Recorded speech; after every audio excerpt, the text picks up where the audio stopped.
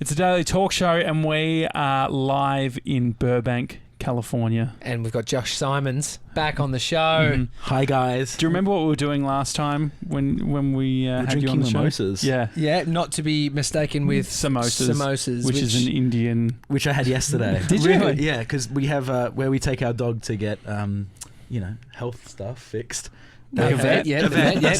That's the word. I'm not one with the words today. Yeah. There is an Indian store, but it's a vegan Indian store next door. So they have samosas. Nice. Well, I've actually just gone vegetarian. Have you?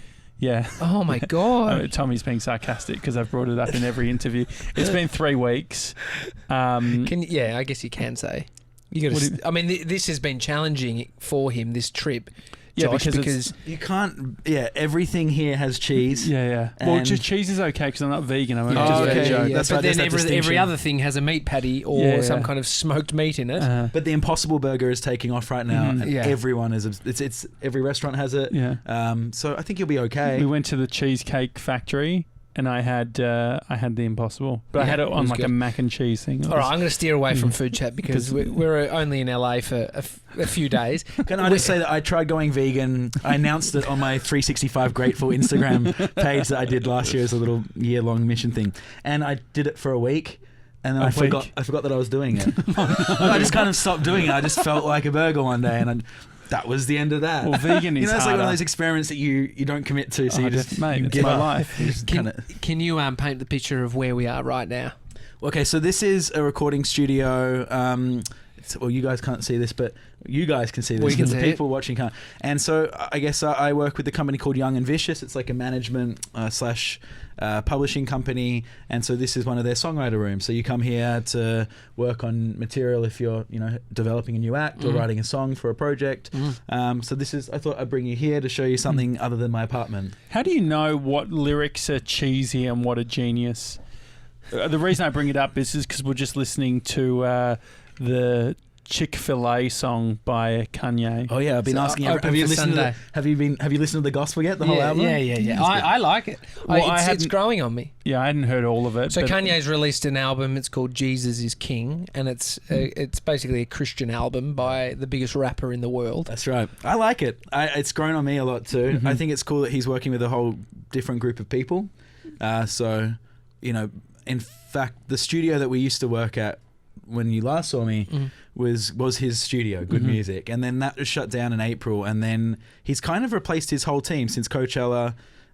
He had a bit of a moment, and he was already doing this thing, Sunday Service, which is, I'm sure you guys all know, but I actually don't. You don't? Okay, so Sunday Service is like every Sunday he puts on a mass basically, but they sing gospel tunes, but they also reimagine his old songs and change the lyrics so that it's more service to God, and they get rid of all the blasphemy and all the swearing and stuff.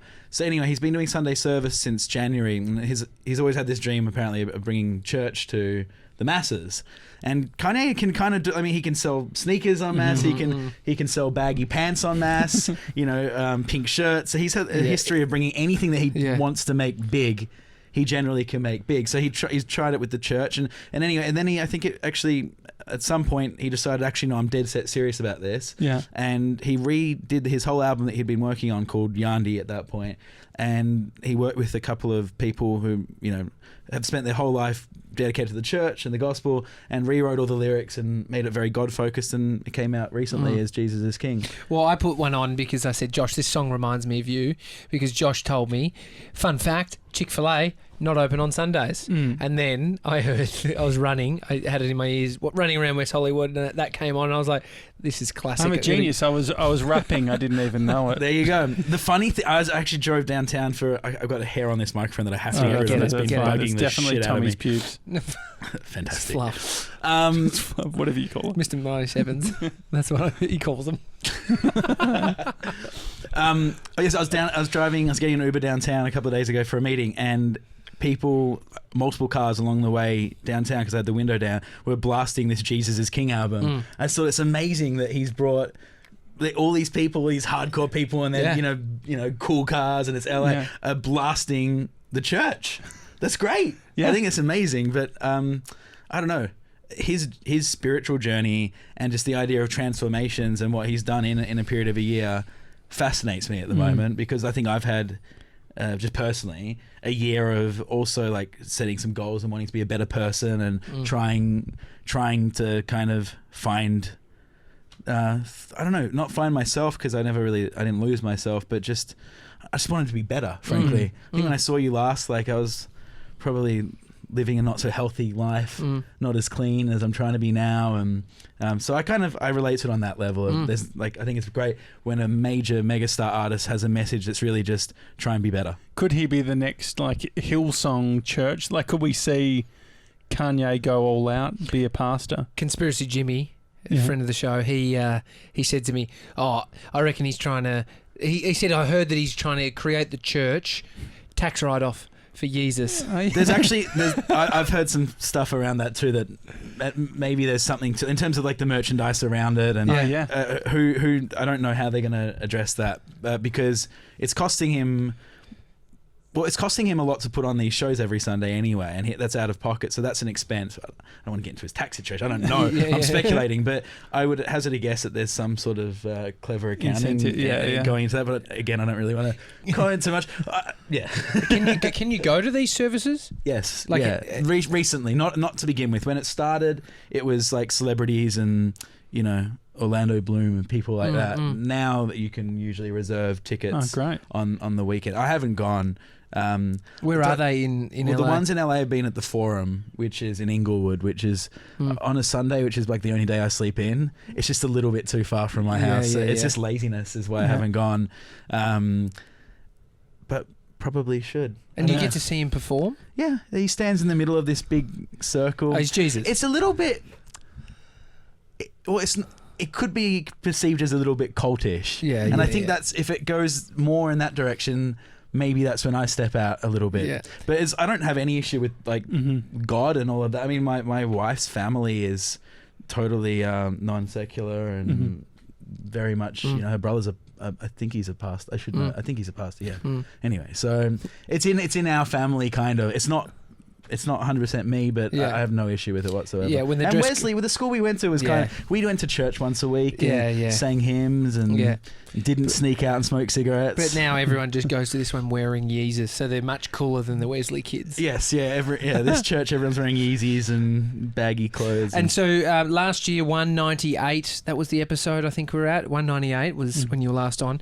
The best one, right? Oh, the highest view count. Mate, huge. 6 billion. And so at that time, Vampr, your tech startup, at what point does it not become not a tech startup? When do you move out of startup phase? That's a funny question, because I was liaising with the head of South by Southwest the other day, and they said in this email very confidently, well, you're not a startup anymore, so we've got to find a different way to get you involved, whether it's speaking on panels. Well, that's cool.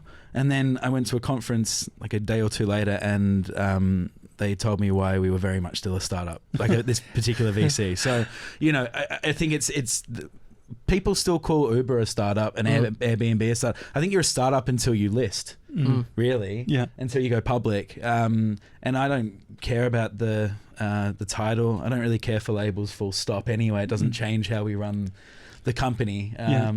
But where were we at that stage? I think and we talked about this before the camera started rolling, but what a year it's been, and both for you guys, and I'd love to talk about that a little bit, but certainly for us, because I didn't know then, and we spoke in early November, I think. Yeah. I didn't know then that 2 months later I'd have to become an expert in crowdfunding. And it's insane. Like, if you'd spoken to me back then and said, what are you an expert in? There definitely would have been a few things. Like, I think I'm an expert in the space of professional networking in music, for example. I understand probably better than anyone how these social networks work in that particular space.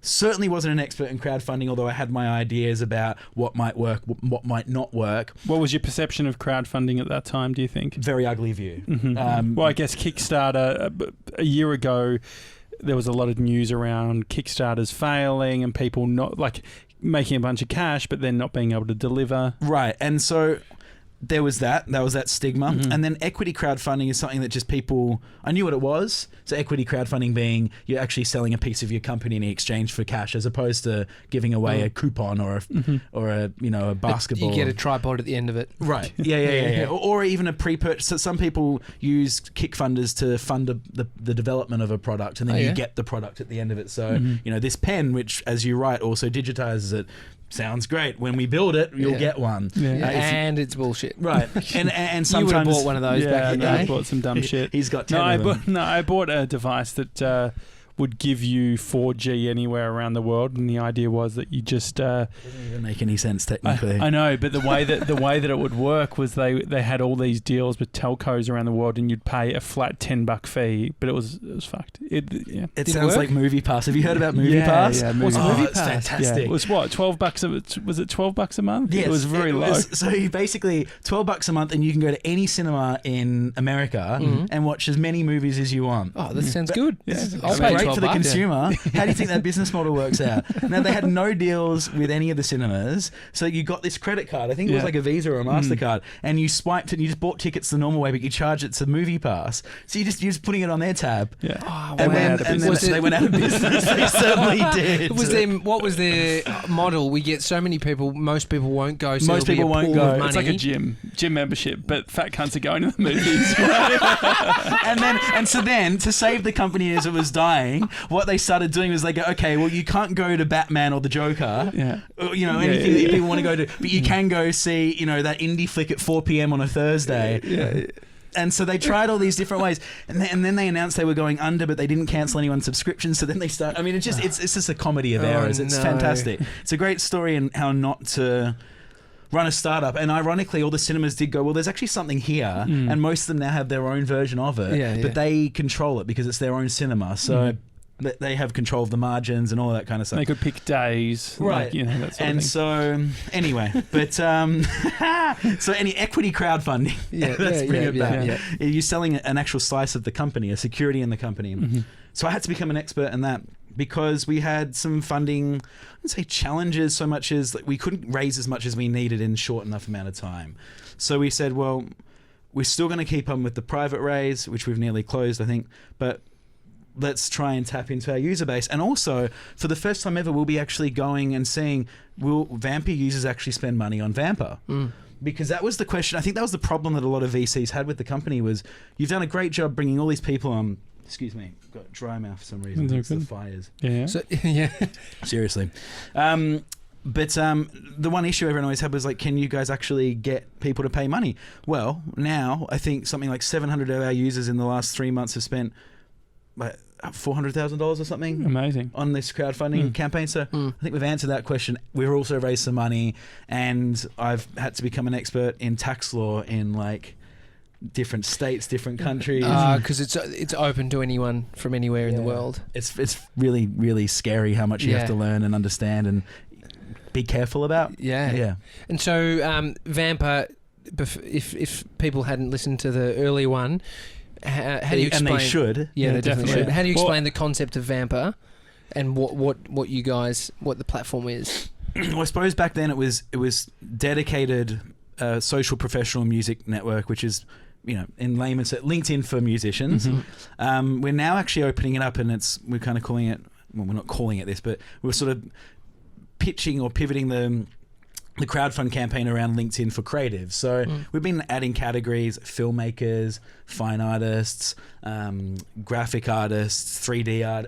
Basically anything that's in the creative field that's complementary to one another. We're trying to find a way to accommodate, because we see that the more people on the platform, the bigger the value for all, because you have more people to tap into. And we looked at LinkedIn a little bit more ahead of the crowdfund prep, and we said only 4% of everyone on LinkedIn is in a field that would be deemed creative. Sure. So that's a real opportunity, because there's more people working in creative fields than just 4% of the population. It's just that it's kind of, in some respects, it proves our hypothesis that LinkedIn's hopeless for creatives. Doesn't really help you achieve. It doesn't have the show reel. It doesn't allow you to demonstrate the type of work that you do. No, I mean, there's no. You can attach one video and one picture per resume listing, but it's very banal. You know, it's a lot of scrolling, it's a lot of clicking. Vampr's very audio visual, and for those who haven't seen it, it's a Tinder style sort of UX UI, so you can flick through and quickly watch how people, you know, perform and display themselves, their image, their vibe. So it's very, ours is, I guess, it's very much a professional network, but it's audio visual, and it's gamified. And because I think networking is probably the most boring thing in the world, and we may have touched on that last time. I still believe that. It's most people don't want to have to network. You know, it's kind of an unfortunate thing you have to do in order to get ahead.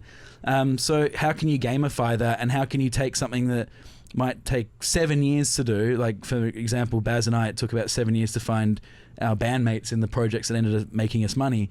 How can we do that in 7 seconds? And that's Vampr.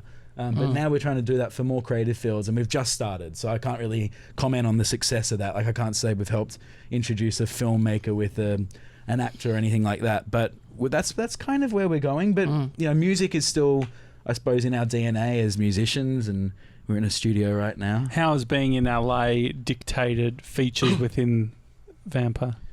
It's certainly helped us map out features we want to do. There's some really exciting stuff we're starting to look at around content from our users. Like we get right now, we tell our user stories on Instagram, and you know, they get a decent number of hits, like a few thousand people watch how someone else has used Vampr. But we realize that these people have really rich stories to tell about their experiences on the platform, and their experiences of meeting someone from the platform, and then they've gone on and toured the world together. And I think we did a story the other day. We did 2 stories on 3 different marriages that have happened from Vampr. Really? And even though that's not the focus of the platform, that's phenomenally cool, right? That something we built has led to people getting married, sharing houses, building studios. So we want to find ways, we got some ideas about how do we exploit that content a little bit more for everyone's benefit, for the people that it's about, for our sake, just to kind of, I guess, just let the world know about what's going on in this little small community that we've built. And that's kind of what it feels like. It feels like a little small army that's getting bigger and bigger by the day, and it's our job now to sort of,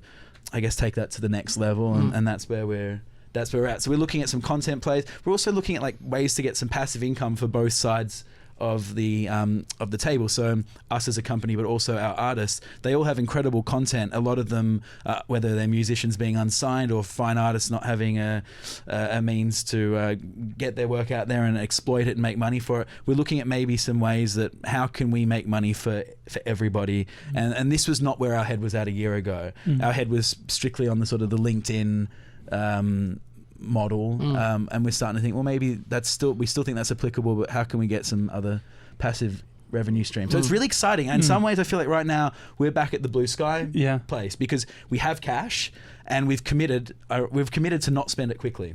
We've committed to try ideas quickly and let those ideas either win or fail quickly, but not just go out and say, this is the one idea, we're going to throw $1.5 million at it, and if it fails, we're going to break it up into much more granular little projects, and we're going to go, let's see if that little project works, and we'll try that one, and one of them will stick invariably, and then we'll hammer that, and that will be the story next 12 months when I see you guys. You know, we ended up, we turned into a record label, and we have the biggest catalog in the world. You know, I don't know, but there's a lot of things that could happen between now and this time next year, and it's very exciting for us that we've finally raised that money, that we're very close to being able to shut off the crowdfunding and get on with building the company.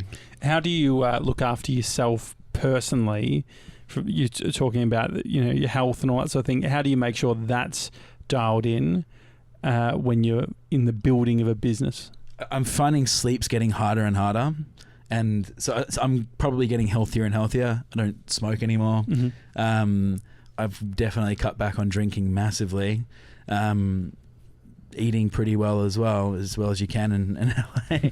But I find sleep so important, and I don't get anywhere near enough of it.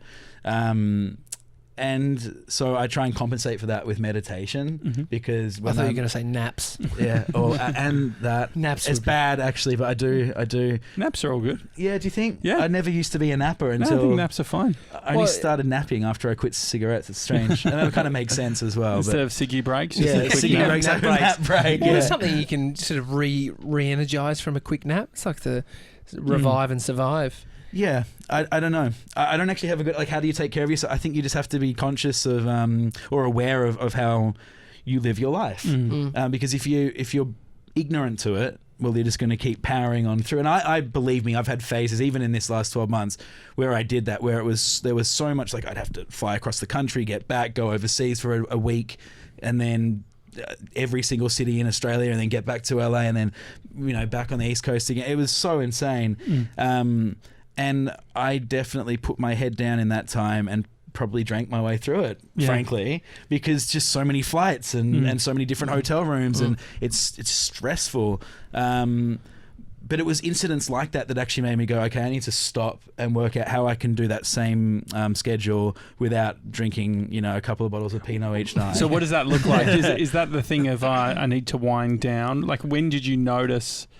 I was looking sick. Yeah. Like, I was putting on weight even though I wasn't really eating much, and my bags under my eyes were bigger, and just things weren't working, and my hip was sore. And I was just, I mean, I'm smiling about it, but I was feeling pretty worse aware. This is probably the first quarter leading into the second quarter of this year, before we launched the crowdfund, just before.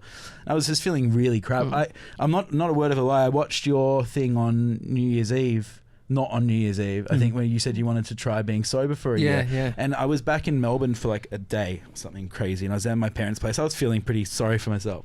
And I was watching a couple of your things, and that was one of them, and I thought, he's not that much older. And like you explaining why you wanted to do it, and you were lacking energy, and you wanted to. I can't remember exactly what. I mean, I can't remember this, but it's good. Yeah, it sounds like what I'd say. It resonated on some level, and that and a few other things, and I just thought, I'm just gonna try. Well, at first I tried to cut everything. That's why, you know, I was saying earlier, like, I tried vegan, I tried it, and then I realized, no, it's actually just about doing one little thing at a time. So like I stopped smoking, stopped drinking coffee, chilled out on drinking a lot, you know. And I think when you introduce those things one by one, then it becomes sustainable. So what happens if you go to a hotel room and you're used to having a glass of wine to relax? What's the thing that then replaces it, or like how do you catch yourself, and what do you go for a walk? Lots of walking. A lot of walking. There's honestly so much work with Vampr at the moment that right now I probably substitute what would have been drinking time just for emails and pretty mundane stuff. I will say though, about 2 weeks ago I was stuck in the rain in Houston. My plane was forced to land because there was a cyclone. Good reason to land. Yeah, it's always fun flying through a cyclone.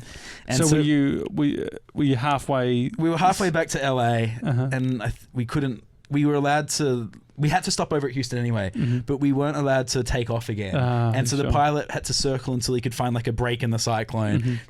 Got down, and then I had to stay the night in Houston, and I was not going to be sober that night. So I ran through the rain, and I checked into the hotel, and then I found a bar nearby, and I had the funnest night. There was a piano in there.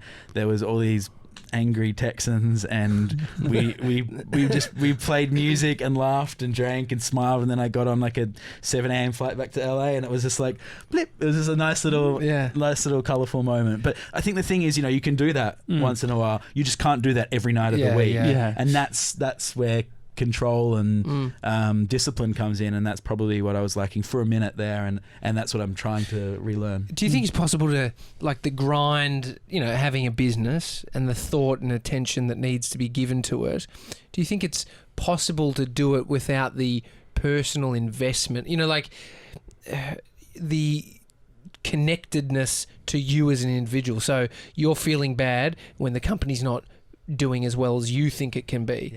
And so the company's success dictates your personal internal success or feeling, sorry. I've definitely learnt how to, if I'm feeling bad, it won't impact the company negatively. I had to learn how to do that. Can you do it the other way around? Yes, I can. If the company has a win, I can. I will use that wave and I'll surf that wave to absolutely capitalize on the high. Mm-hmm. I think that's so important.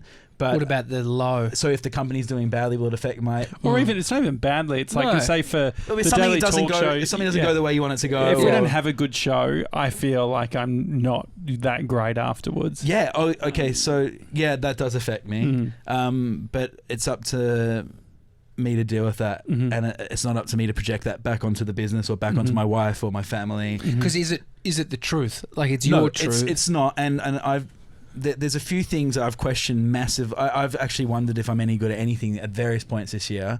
And Where'd you land? Houston. in the middle of a cyclone. It wasn't pretty. No, I don't know. I've you have to remind yourself. I've actually gone back and watched some old stuff I've done just for validation. Like You need a little pump up reel. You Yeah. need like an edit. You and Keith just rocking out on Right. stage. kind of like there were, because I retired. This year's been a year of ending things too. So I finished a uni degree. I finished Buchanan, which was my artist project. I finished an old publishing deal. So this year, and this was all by design, but I thought I would feel this huge weight off my shoulders and like the world was my oyster. And I actually felt like I'm irrelevant. I was never very good to begin with. I never reached the top of my field, although I came higher than 99% of people in every area I've done.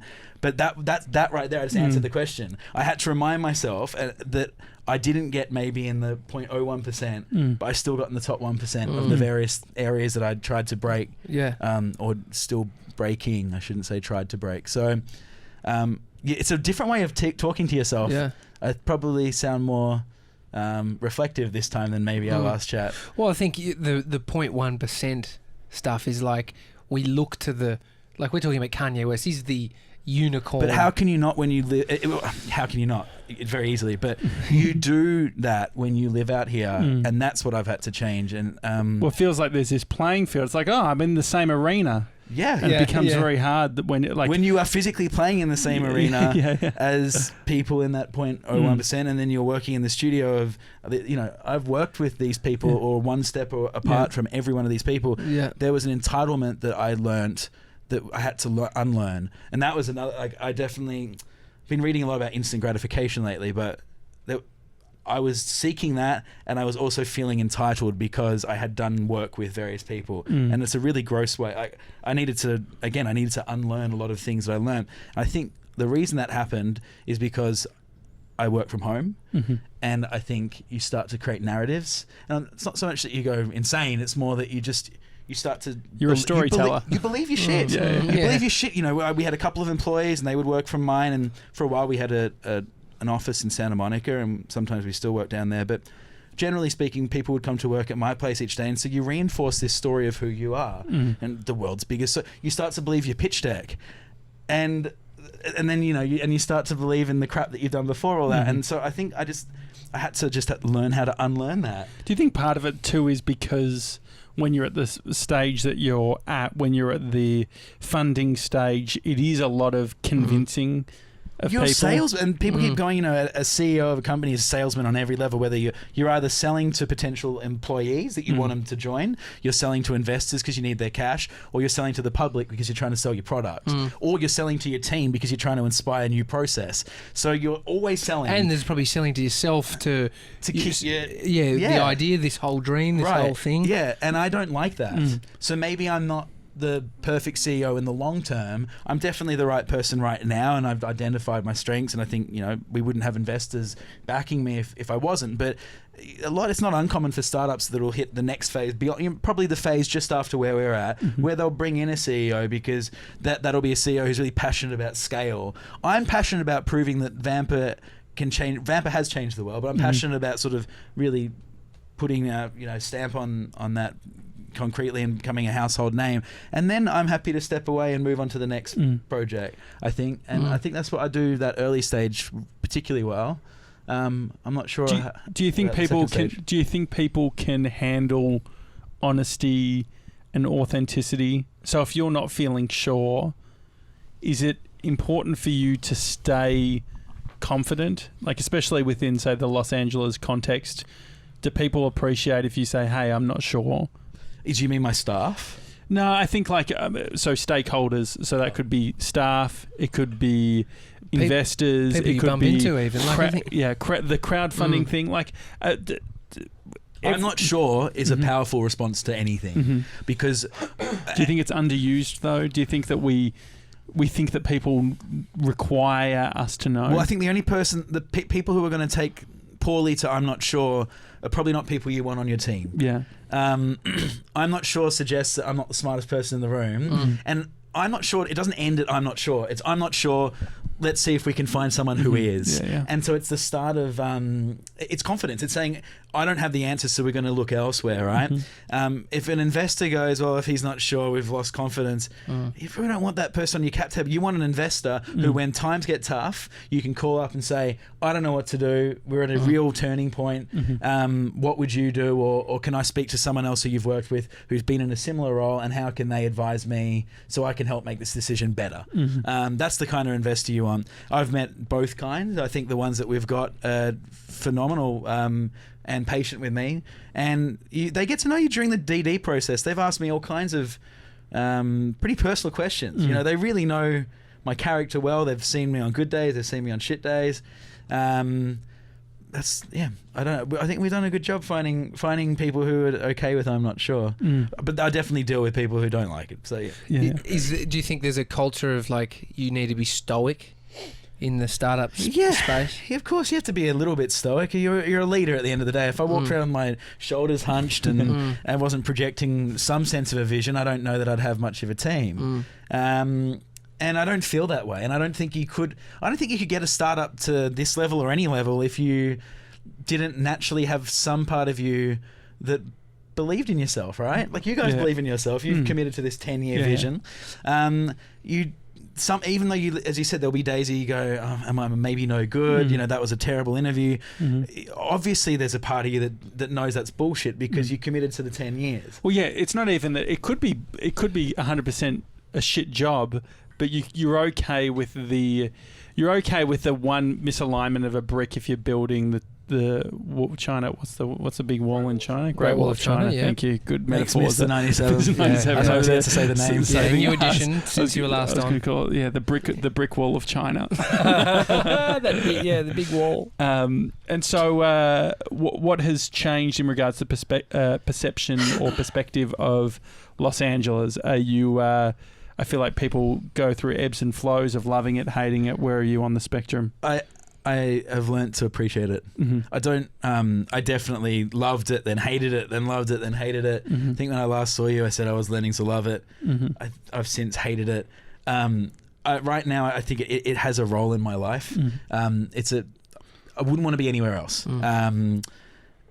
for the business, but not for my wife or my dog or my friends. Like, I think we know in our mind that we'll be done with Los Angeles at a point in time. Right now, it's great, and we'll look forward to saying goodbye at some point too. Yeah.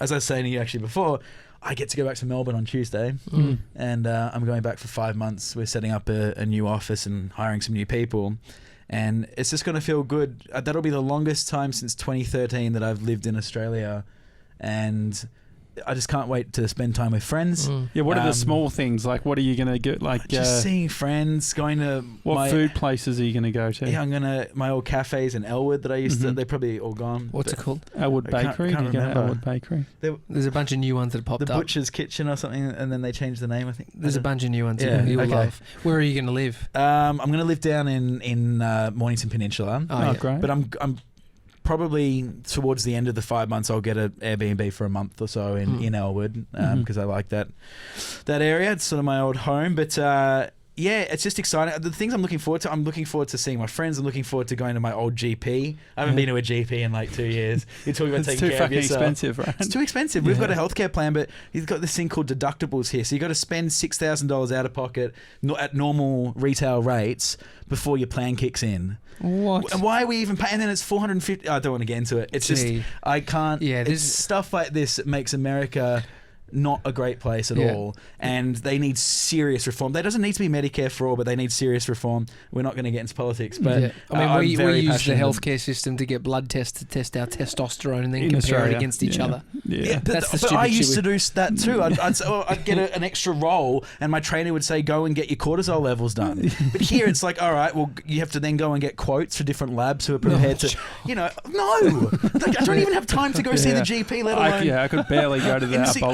In St Kilda, I used to be a frequent at the free bulk billing one. Super clinic. Before we had partners, I get it. So, and I missed that. Not that I want. No, you know what I'm saying. But I get that. The free healthcare. I missed the free healthcare. Used to hang out with my doctor like he was one of my boys. How's the blood look this week, doc? So there's the grind of. You've had a few grinds here. You've done the music thing. You've done Vampr, so the tech startup space. Yeah. What's the difference between the grind to become a musician and the grind of a tech startup? Well, both require hustle, and work. And this I was talking to an artist manager an hour ago. Both require you to work the phones and network. Unfortunately, do you have AirPods? I do, but they're useless. Yeah, bad with wind. But there's the pros now. I wonder if they're any better. I know, I saw them. I was expecting one of you wankers to walk in with them. Nah, we're all tight asses. But both require you to work the phone a lot, and both require you to be really good at what you do. That's the other thing I think I probably have only just appreciated, is that I've sometimes in my life, whether it was music or even Vampr, I've turned down deals that seem small. Like, for example, small record deals, small acquisition offers. And I think, in hindsight, I wouldn't maybe have taken the deals, but what they were signposts of someone going, "You're quite good at this, but this is how good I think you are based on the amount that I'm offering." And so what it made me appreciate is that you need to really work on your skill. If you want to get a huge exit or you want to get a huge record deal, get good at your craft. And I think that's what I've only just started to appreciate, is maybe focus more on what I do, and actually get really really good at that, rather than just try to sell it. You know what I mean? It's hard to articulate. I've been trying to find a way for a while to articulate this sentiment, but I just I don't know. I've tried. Well, because it's also it's hard to explain what I'm trying to say. It's the same mindset of why do we do hard things? There's a bunch of things that would be way easier to do than what you're doing, than what we're doing. But then it's like, why? But so okay, and then take that a step further. Why am I doing a hard thing that?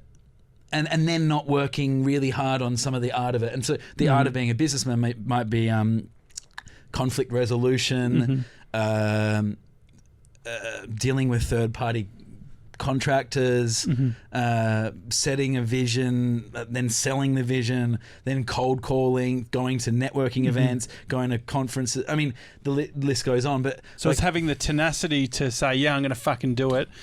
But then when you actually get to it, it's like, I'm going to sleep till 9 a.m. I'm going to sleep in, and then you compare yourself against other people, and they go, they're getting up at 6 every day.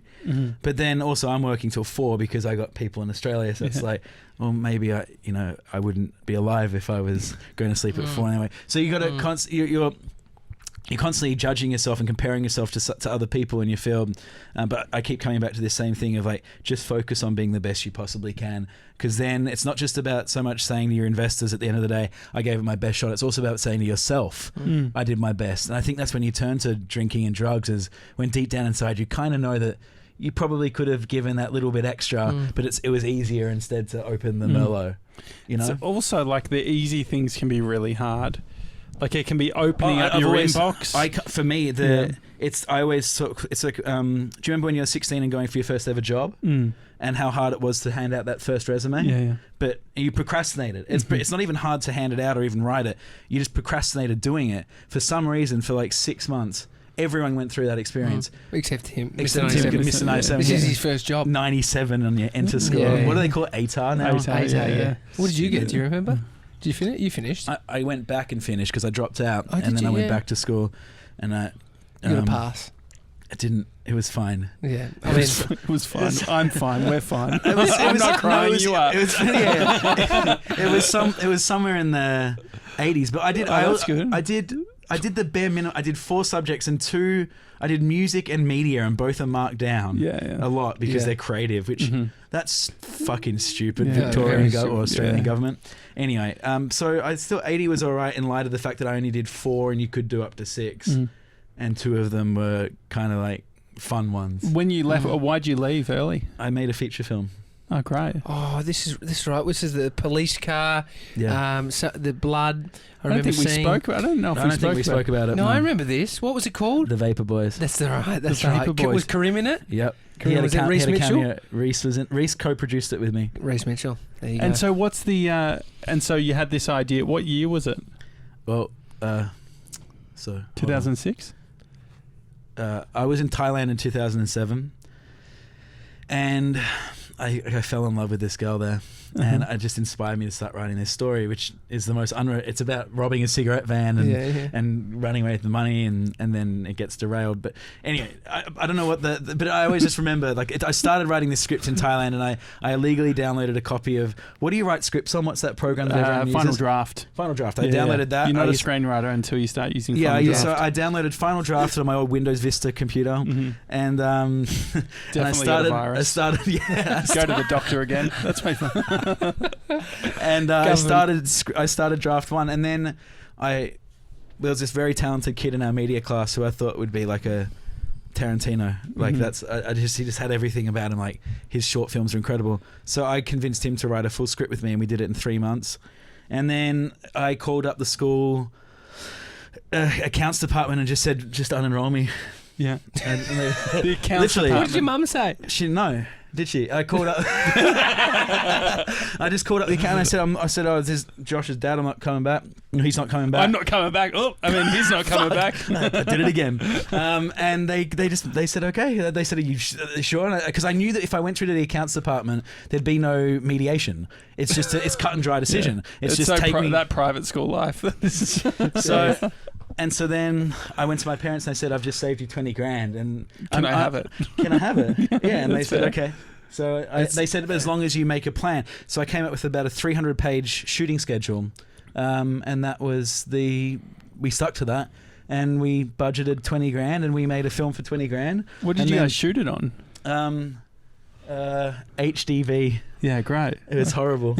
But it still looks incredible. I mean, I had an eye for cinematography, and Reece and Josh Dawson did too, and all 3 of us shot it together, and it looks beautiful. If we had lenses that had some more depth of field, it would still hold up to this day. And I did all the sound editing because I worked in great music and shit. So and then we and what sort were you of cut expecting it. Who was the from that? actor in it? The brown Craig head. Craig Stott, Shane Fox Neville, Dylan Corbett. Shane Fox Neville. Yeah. I remember. That's right. And we cast it up and down the entire coast of Australia. It was a huge production. And so it was that a year, 20k money. Yeah. But we stretched 20k and did what we worked out it would have been about $1 million if we were paying everyone just normal wages. Like we did an amazing thing with that. That killed me, that film. How long did you work on it for? 18 months. And I was so burnt out at the end. I went and mowed lawns for 2 years, and it was the best 2 years of my life. Just didn't stop from one grass to the other. No, it was all free. Yeah, He literally mowed from Hampton to... Yeah. You're the mower guy. Yeah, and then that inspired my that second poor movie. boy just broken. Jim the mower. Josh the mower. No, so anyway, I that film fucking killed me. But I was Did 17. you have a release? Did you put it Yeah, into we did. festivals or something? Or So what did you do? this is I'm not going to say it, but that film annoys me because I put so much into getting it produced, and me and Reece arguably aren't as close today as we would have been because it really tested our friendship, and all these things came out of it, and I learnt a lot as a business person, I will say that, but we did all the hard bit, and then there wasn't a plan to get it out there. No distribution. Yeah. So and I realized that, and there was $2 grand in the bank, and there was less than that. And so we spent it on stamps and envelopes. And then this is talking about the hard thing to do. I procrastinated for months sending it to festivals. I couldn't be bothered filling in it just felt daunting. Yeah. And then after I gave up on the festival route, I started going directly to the head of Dendy and the head of Palace and the head of Village. And Can I get through to the accounts team, please? Hey, this is Josh. No, but funnily enough, I actually did for a 17-year-old. It's a better business model than MoviePass, though, isn't it? Yeah. If it had, but I did get through to the right people, and they gave it the time of day. And it has editing problems, it has sound mixing problems, but it got a fair viewing. And Palace ended up sort of doing this little run with me, where it was very much it had to sell enough tickets in order to be a business. Man, you were doing crowdfunding back then. Yeah, in a way. And so then we did a few screenings, and my film's been played at the South Yarra Palace cinemas. That was enough for me. I was, as I said, I burnt out, and it's funny to look back on and laugh. There was no distribution plan. Why did we spend almost 2 years of my life making a film? But I think But there was enough for me just to see that movie at Palace Cinema. I know it was an expense, but then I went back and I did School Through Distance Ed, which cost $197. So I don't think it was money lost for the parents. Like, I got a 4-year degree out of that in business, in film, in sound, in life, and then I went and finished my high school for $190. So for me, seeing it at the cinema on the big screen, that was enough, and I think that was enough for my parents too. What were the 2 years though with the mower? What were you thinking about? Did you feel like you'd failed? And by the way, I've had a bad cough since the fires have started, so that's why I'm overhydrating. How did I feel when I was mowing lawns? I was trying to feel connected to, this is going to sound so hippie, but I was trying to feel connected to the earth again. Quite literally, like I don't think it was as stressful as Vampr is, but I have the tools to handle it now. But you don't have it when you're 17 and you haven't even finished puberty, and your brain's certainly nowhere near finished developing. So I was just trying to reconnect with, humility, and because it's when you're directing and producing a film and you're doing all that stuff, you do have a different sense of probably who you are versus what everyone else sees. You're task focused, and you can't really let external things throw you off what you're focused on. Yeah, that's right. It was so laser focused, you'd almost probably call it manic focus. And I think the key is to not get into manic focus. It's to get on that board. It's like that scale of anxiety that shows you when anxiety is useful, and then there's a point where it becomes no longer useful. Did you feel the weight of your shoulders? Like, I've done short films, and you've got crew and cast that are expecting things, like especially if they're putting in free time. Did you feel the weight on your shoulders? Well, I was lying to them the whole time. They thought I was 24. And there was an article that came out in the newspaper the day that the film wrapped production that said, "The real deal," play on the word real, "the real deal on only 17. It was the front page of the leader newspaper all around Victoria. And so one of the cast members brought it to set, and it started off, and thank God in hindsight it never got legal, because they all had agents and stuff, but it started off a bit of a lonely few months for me, because people lost a lot of confidence in me. They called me a liar, and I was doing it actually for their own benefit. If no one had found out and I was allowed to create, it was always, everyone had ownership, everyone had equity in the film, everyone was happy with their equity in the film. Does it really fucking matter if I'm 17 or 24? And so what was it? It was legally you couldn't do it at that age? Well, you just had told them one thing. I wouldn't have gotten the actors I wanted to get. I wouldn't have gotten some of the favours from Victorian Police. They let us use their cars and stuff like that. In hindsight, what we did was pretty cool. Which is the story that comes from that, right? And so I haven't just cast back to this in a long time. I wasn't planning to do this. Well, if you think about the story is, what's the alternative, right? It lands and it becomes the big thing, which is what we all want, right? You start a business because you want. Well, we sent it into Sundance, so that was always the aim, because. And we would never have gotten in anyway, for the simple reason that we didn't clear the soundtrack, but I didn't know anything about that back in the days. But you know what? If we'd gotten accepted, you would have found financing to clear to clear it. But anyway, I only know that now as a seasoned business person. But no, the thing is, we sent into Sundance. That did happen on schedule. That was what our editing cut deadline was September. I still remember the date, September 20, 2008. We had to get it in by that day to Sundance. So that was where me and Reese were working towards. But when they said no, that's when we kind of lost sight of what was the purpose of doing this again. Yeah. Because we were trying to do that Tarantino Rodriguez thing because I think, was it Robert Rodriguez's first film that cost $20,000 or something? Didn't he try and sell, I remember there was a a book called Rebel Without a Crew. Yes, And he talks about like in the US you can do all the medical trials and shit and get cash for like that, and he got involved in all that. But it's the flip side would have been getting into a festival, a big one, being that hero story of the boy who could, you know, boy wonder, and that's what I would so desperately wanted to be. And now I don't care about boy wonder or fame, partly because I'm too old to be boy wonder, and I've seen what fame does to people. So you know, your priorities change, I think. Well, then, so there's the work that goes in, which I think most people who find the success have put in some level of work. But then there's also the luck.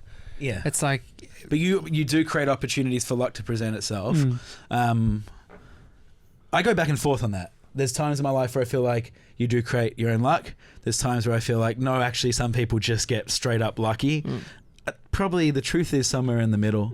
I don't have the answer on that. So someone who pops on a platform, they've decided at that moment that they would put in the work, and it's timing that has created. There's a bit of luck in that timing. Lil Nas X, right? Oh yeah.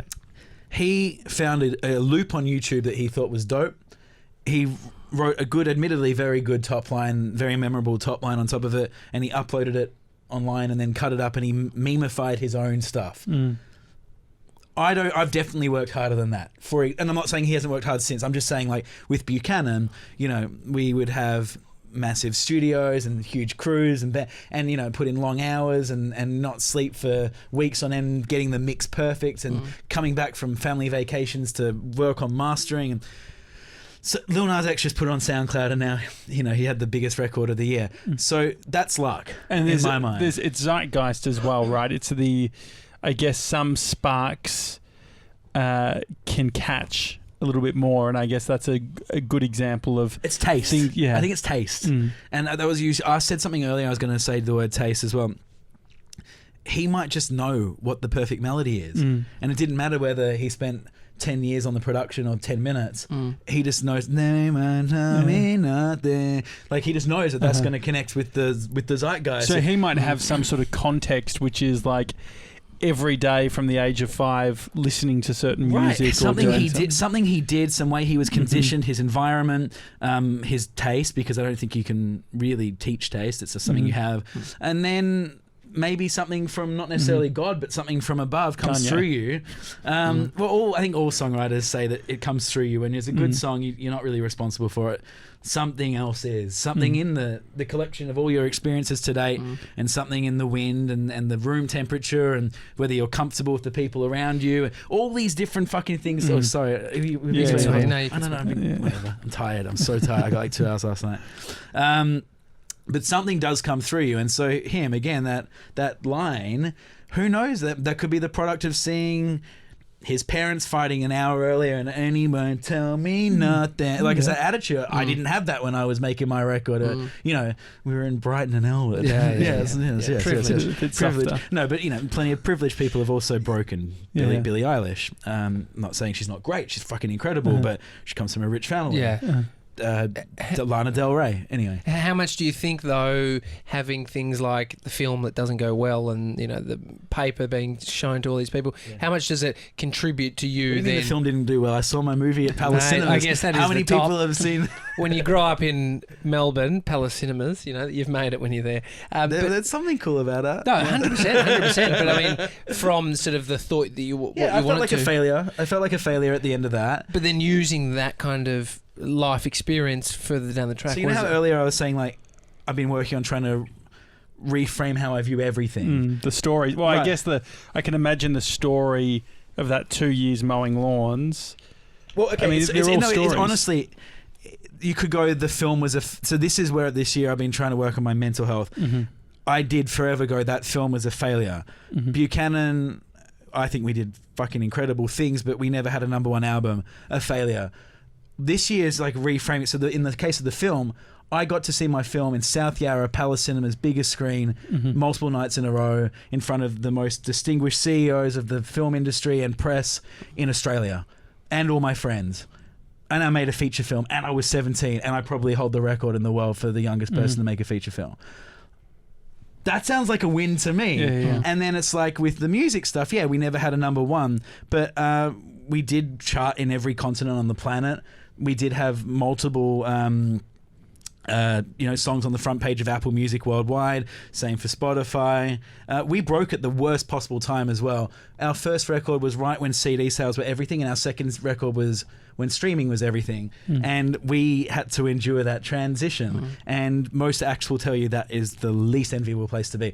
We basically spent years building a team that could learn how to distribute CDs, which has nothing to do with the business of streaming and the hustle that goes into hustling playlist editors to put your song on playlists. And we had to learn two different skills and play catch up. I mean, that was in a case of really bad luck, but we did cool shit, and we went on, we played stadiums and we were on TV, and we took all that shit for granted at the time. So again, I'm looking at that now as I'm getting a bit older and going, that was an unqualified success in every respect. Like, my kids will look back at that video I put out in January. I don't know if you saw it, called An Uncommon Experience. No. It was kind of the end of Buchanan. And it reflected, I spent Christmas and New Year's, not the days, because that would be sad. But I spent that period editing this sort of final video of Buchanan, and it was really a farewell to fans and also to myself for the project. I'm not dying. But it was. I just wanted to wrap things up, and it's bloody impressive what we did. And also, you don't need one thing. I think that's the thing. Like, what's the other? I've realised that my journey as an individual, my story is the product of all these stories. Yeah. So it's not just the film did this and the band did that and Vampr's doing this. It's Josh Simons, as my own sort of brand, if you will, did the film and then had this gardening period and then was in a band that was quite successful for 10 years. And then in that time I lived in London, and then I lived in Los Angeles, and I'm, got engaged a couple of times maybe, and then got married, and then I'm the product of all of these, as we all are. We're all the product of our own experiences. That's all we have. And that the sum of those parts defines who you are right now. Yeah, absolutely. I don't know. I think it makes a lot of sense. Yeah. Well, it's fun hearing that journey and even from a year ago and how far you've come. From as you're talking about your mental health stuff, and you seem super happy. So I was hoping I hope I don't come across as depressed, because I'm in probably a better headspace now than I'm in a calmer headspace right now. And we haven't had mimosas.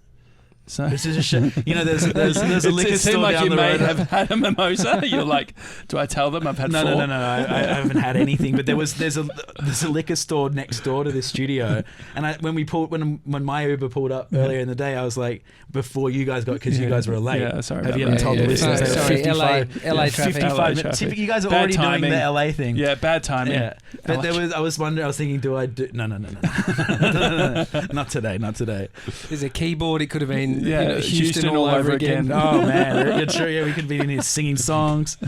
Did you Uber here? I did. Yeah. Okay. Is that we're heading in completely different directions. Is everyone just Uber here? I mean, other than the millions of people driving. Yeah. Well, today I used my car to get to the hairdressers. I'm not going to. I don't like the job he did, so I'm wearing my hat. Oh, really? It's really bad. Like, this is critical. I'm going to have to shave it off tomorrow, I think. I'm not even. It's bad. Did you go? Where'd you go? Supercuts. I went to my normal. I went to my normal guy, but I didn't get my guy. I went to the normal place. I got the other guy. That's not. And he spent 45 minutes on one guy, and I was getting pretty impatient. And I shouldn't have been, but I was sitting there kind of going. And then I got up and I go, right, I just want a 15-minute job, just side back. And I know what, and he's done me before. Not like that, Tommy. Yeah. But he's really done you now. Yeah. And then I think he kind of did it. Now he's fucked. Yeah, I think he did it on purpose, because I was kind of a dick when I got up. But I was like, just 15-minute job. Let's get this done.